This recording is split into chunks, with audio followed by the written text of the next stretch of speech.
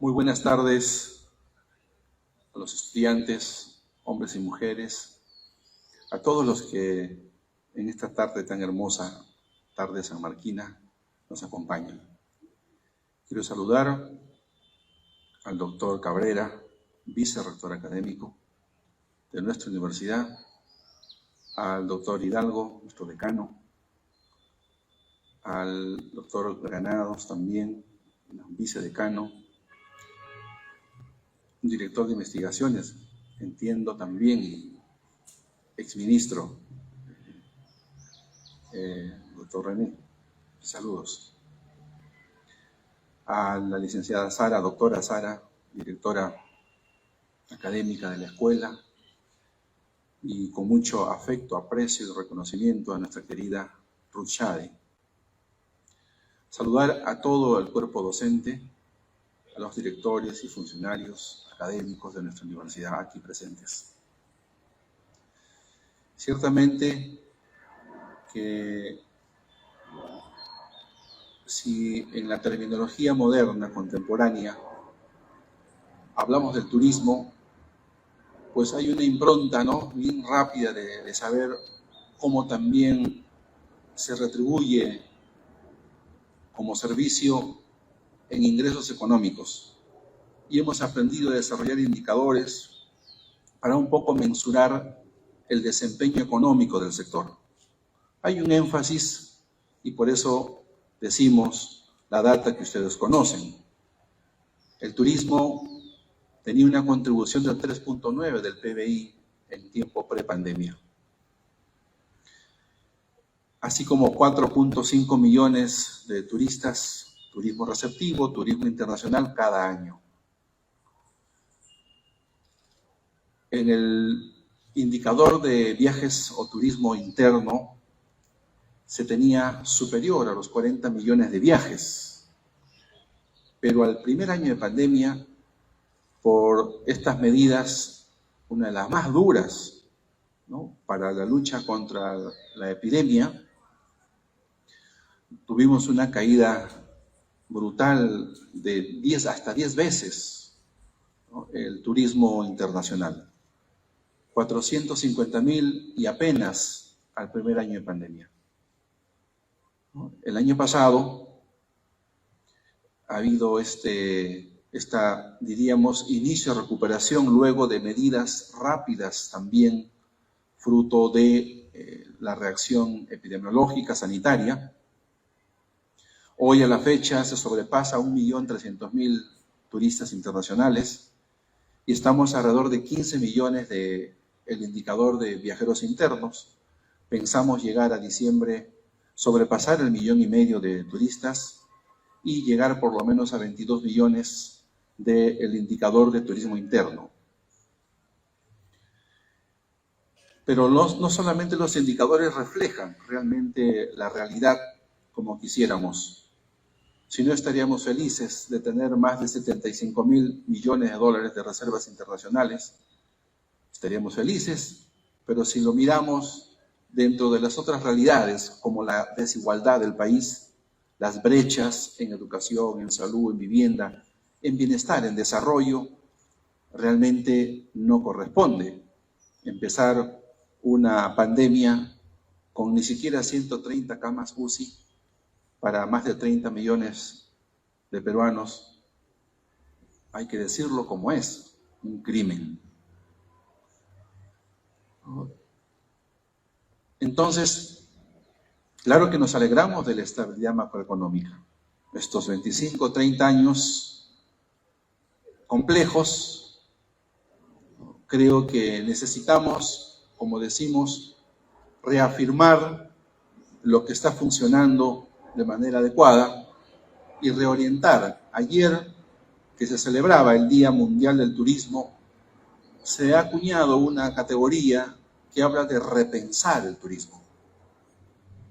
Y es que ya no volveremos al año prepandemia, ¿no?, porque no vamos a poder recuperar los más de 230,000 peruanos y peruanas que perdieron la vida.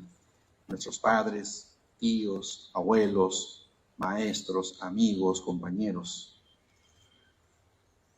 Es por eso que hoy el mundo también, indistintamente de la coyuntura de la guerra, afronta en realidad una crisis civilizatoria. No solamente por el cambio climático, por la crisis de alimentos, crisis coyunturales. Yo creo que la época vive unos cambios fundamentales y el Perú es necesario que mire, como bien ha señalado la doctora Ruth, hacia su historia. Hacia su historia, evidentemente, no solo para apreciarla, ¿no?, como algo del pasado, porque no es el pasado, ¿no? Necesitamos una apropiación social comunitaria para recuperar, sentirnos parte de esta tierra bendita, ¿no? 2.500 microcuencas, civilizaciones ancestrales que han sido capaces, ¿no?, de sentirse no como un recurso, ¿no?, sino una visión armónica de tierra, agua, flora, fauna, gente, personas. Y creo que allí reside ese repensar la época, porque el turismo no es viajar, como decía un doctor, un profesor al comienzo, ¿no? Es la posibilidad de ofrecer al mundo cómo concebíamos y cómo concebimos la vida, la felicidad, la solidaridad, el encuentro, el trabajo con nuestro mar, nuestra cuenca baja, media, alta, nuestra cordillera, nuestra selva. Es por eso que ahora con el récord de tributación, ¿no?, si hay una recaudación tributaria importante, entiendo los commodities, etcétera. Más allá de eso, el sector que ha recuperado, diríamos, en volumen de ventas, sí, ya se superó la época de prepandemia, el sector turismo. Ha superado en ventas, facturación. Pero el indicador de empleos es algo que todavía no se recupera. Claro, luego de 1 año, 2 años, hacerse sostenible, recuperarse como significa realmente a toda la cadena de valor del sector. Hablo de artesanos, hoteles, hospederías, restaurantes, agencias, guías, comunidades. Todavía nos falta mucho por hacer. Sin embargo, sí se han tomado algunas medidas todavía al primer año de gobierno, en medio de la crisis, que no hay que tapar el sol con un dedo. Comentábamos al comienzo, conversando con la doctora Ruth, no me dejó terminar porque estuvo explicándome otro detalle, porque decíamos que esta crisis, producto de las grandes desigualdades, la crisis del sistema político, un Estado desbordado, superado, no sé si las tesis de Matos Mar alcanzan para entender, ¿no?, esta crisis y desborde popular del Estado peruano, porque realmente nuestro Estado ha sido superado, ¿no? Una parte narcotráfico, otra parte la corrupción, otra parte burocrático encerrado en sí mismo, ¿no? Y Lima sigue creciendo, nuestra costa sigue hackeada, en el buen sentido de la palabra, con desafíos de cómo respondemos a un nuevo modelo. Y decía que había que entender un tema, pues, también en la perspectiva no solo psicosocial, yo soy psicólogo, sino también antropológica, para entender cómo nuestro sistema político, nuestros empresarios del país, ¿no?, la clase dirigencial, el sector social también, y esto de sentir que nadie se siente representado por nadie, ¿no? Claro, uno puede decir que quizás lo que viene en adelante puede ser peor, pero como peruano y peruano que nos identificamos con nuestra historia, nosotros no nos guiamos, pues, de profetas del Apocalipsis, ¿no? Si el Perú es vigente, es por la laboriosidad de su gente, de sus hombres y mujeres, que siguen haciendo patria cada día, desde que se levanta 2, 3 de la mañana en el terminal pesquero, o el que raya el sol en la agricultura.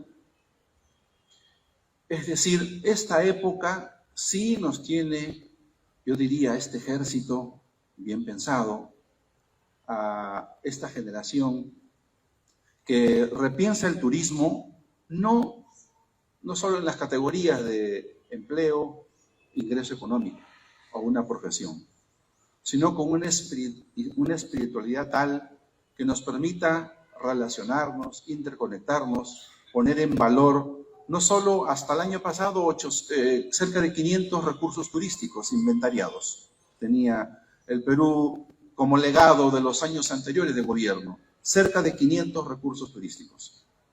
Nosotros, hasta el ejercicio, hemos logrado identificar, inventariar cerca de 1.900 recursos turísticos, muy sinérgicos con los alcaldes, gobernadores, pero comunidades, porque esta época, así como en la minería, también en nuestros atractivos y destinos hay un nuevo concepto emergente que aún tenemos que entender. Si miramos Vinicunca, la comunidad bien empoderada, pero la comunidad manda más que el alcalde allí y no podemos resolver. Ahí tenemos una mesa de diálogo, pero igual si vamos a Cuela, pese a que hay recursos financieros, ¿no? Hay entidades, no se puede todavía generar un diálogo con las comunidades que dicen tanto tiempo y sentimos que ni un solo sol ha llegado de beneficio a la comunidad. O es lo que está pasando ahora en Machu Picchu, ¿no? Con esta beligerancia, diríamos, activa también de las comunidades, que en esa disputa, hoy el municipio provincial de Machu Picchu vende 1.000 boletos turísticos en medio de una unidad, una DDC, una oficina desconcentrada de cultura, del Ministerio de Cultura, autónoma también y que tiene su propia lógica.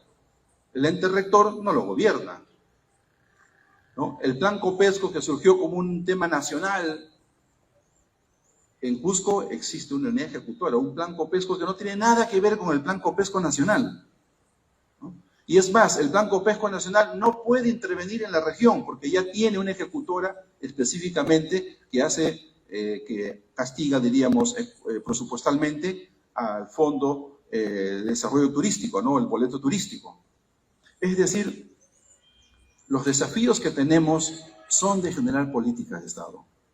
En este año de tantas crisis, ¿se acuerdan el paro en el Cusco de los controladores aéreos, ¿no? Los paros diversos que tenemos y una mirada política que también quiere reinventarlo todo, ¿no? Es necesario, yo creo, aquí nuestra alma, nuestra cuna, nuestra alma mater sanmarquina.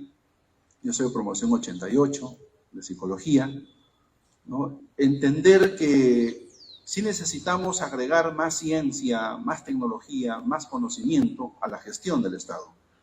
No son temas de un día a otro, pero quisiera aquí reiterar nuestra vocación y compromiso de estar más cerca de nuestras instituciones para poder acompañar no solamente la vocación turística de nuestro patrimonio, ¿no? Sino también la vocación turística de nuestras comunidades, de sus hombres y mujeres, que es el capital social relevante, ¿no? Ver cómo en toda la cadena, ¿no? De comercio exterior y turismo, porque, claro, comerciamos mucho lana de alpaca, muy apreciada, pero hay una ruta de alpaca con miles de comuneros todavía que deben de incorporarse. Claro, hoy un monopolio compra todo la lana de alpaca, ¿no? O sea, el Estado funciona, ¿no es cierto?, pero lo capitaliza a veces un monopolio, un gran empresario, y eso pues yo no creo que estemos todavía para sostener la tesis del chorreo de hace algunos años del gobernante, porque igual sentimos en el movimiento social, los agricultores, las comunidades, que tenemos todavía mucho por hacer. Creo que a 25 años de creada la escuela, con docentes dedicados, con una mística, todavía es como volver a empezar, ¿no? Porque el Perú, lo ha dicho Basadre, no solamente es problema, sino también posibilidad. En mi casa, a mis abuelos, Yo soy de ascendencia yacuchana, palomino, Sánchez, arequipeño, pero he nacido en Huaral, en la hacienda Huando, entre naranjas y mandarinas. Evidentemente, fruto de las migraciones, a los abuelos que llegan, ¿no? Y decían, sí, pues, que con un ojito uno va llorando y con el otro va mirando bien para salir adelante, ¿no? Porque no hemos acabado todavía de procesar lo que significa perder la vida de 230.000 compatriotas. Estamos todavía, cuando hablamos de psicología, en trauma shock. No somos conscientes todavía de lo que hemos pasado. Pero somos un pueblo diverso, festivo, que celebra la esperanza, que celebra las personas, la vida, y es por eso que yo quisiera concluir felicitando el esfuerzo, la dedicación de todos ustedes, de los estudiantes, de los que egresan, porque el Perú sigue siendo prometedor. El Perú, nosotros debemos de decir, no como se decía en Europa cuando descubrieron el oro, ¿no? Vale un Perú, ¿no? Por el oro, no. Aquí vale un Perú por nuestra gente, porque somos nosotros los que hacemos vigente el Perú. Si miramos solamente las sombras y no las luces, podemos molestarnos, enfrentarnos, o lo que es más fácil, ¿no? Echarnos la culpa para ver quién tiene más culpa y no solucionamos el problema.